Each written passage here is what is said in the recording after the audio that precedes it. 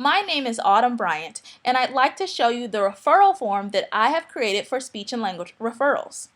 Over the years, I've tried several different ways of getting referrals from teachers. One thing that people have tried is just stopping me in the hallway when they think of a student that they have concerns with, which is good for the face-to-face interaction and being able to ask the teachers questions back and forth, and I still do that, but I also like having it written down from the teacher's perspective. I've also had teachers email me with their concerns, but then if multiple teachers have emailed me about multiple different students, they're not all in the same place. I have to search the emails and look for them. Another thing I've tried is a paper referral for teachers to come get a referral form from my box and then submit it back to me, but people weren't really submitting them back very often, so I started using this online version, which is very quick and very handy for both the teachers and for me because they can get to it very easily. I keep the link to the referral in my email signature, and then I get notified right away when there's a concern, and I can follow up with the teacher in person or through email if I have any questions. So I'm going to take you through what kind of information I'm looking for on this form. The very first thing I like to know is the student's name, so I'm going to make one up here. We're going to call this student Tom Doe. Then we want the name of the person making the referral. And for demonstration's sake, we'll say that it's me, and my name is Mrs. Autumn Bryant. Next, we want to know what languages the student speaks. And so for this one, we're just going to say that the student speaks English. The next question looks at what the nature of the concern is. What kind of communication issues is the teacher seeing in class? And I like that the way this one is set up because there is a brief description of some different communication domains right here next to each one. So we're going to say that this one is articulation, how the student pronounces words. Which brings us to our very next question of which speech sounds is the student having difficulty with. So I've listed here some of the more frequent ones. I've also listed a box for teachers to fill in. If it's a different sound, they can put it in there, but they also have the option of checking that they're not sure. For this one, we're going to say that the concern is with the S and Z sounds. Next is a place for the teacher to fill in any additional information that they would like from this like to give me about the student. So I'm going to put that Tom is hesitant to participate in discussions. Okay, and then at the very bottom is a submit button. But before we get there, I'd like to show you what this is going to look like when I get it. So here's this same referral form, but this is the spreadsheet side that I will see.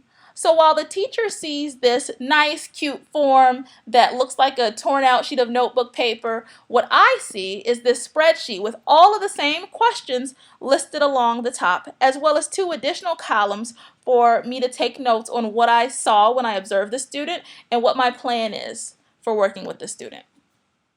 Before I submit the form, I also want to show you how I automatically get emails when a teacher has submitted a form. So I go to the Tools bar, click on Tools, and then I click on Notification Rules. The notification rules pop up, and it's going to ask me if I want to get a daily digest or get an email right away. So as you can see here, I've checked off email me right away when a user submits a form. When a user submits a form, email me right away. And I save that. Okay, so I'm going to go ahead and submit the form now. I'm going to go back down to my submit button. And I've included a list of observation tips here for the teachers. So just general rules that I like for the teachers to get reminders about before I go in and to observe. Things like not calling on the student first because I work in a junior high and sometimes the students are a little self-conscious that I'm there to look at them. So this way the students don't necessarily know which student I'm there to listen to.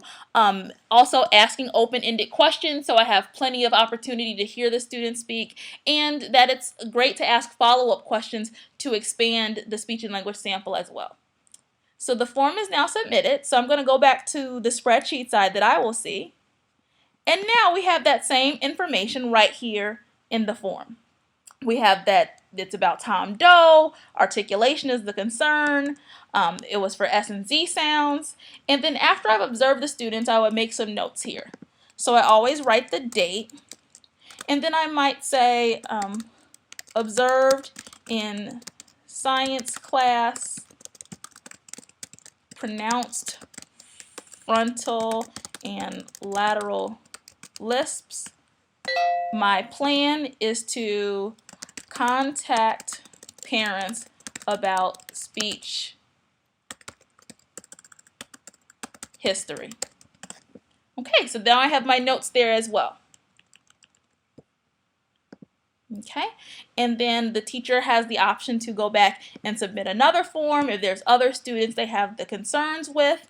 And then I always just grab this link here and copy it, and I paste it into my email signature. So if you know where to go to paste things into your email signature, you can just copy that whole little link, and you can type the word referrals, and then you highlight the word and click insert link and put this link in there so that the teachers have easy access to your referral form. And this has worked very well for me. I am posting this to my teacherspayteachers.com site, and I will put the link in the description. Thank you.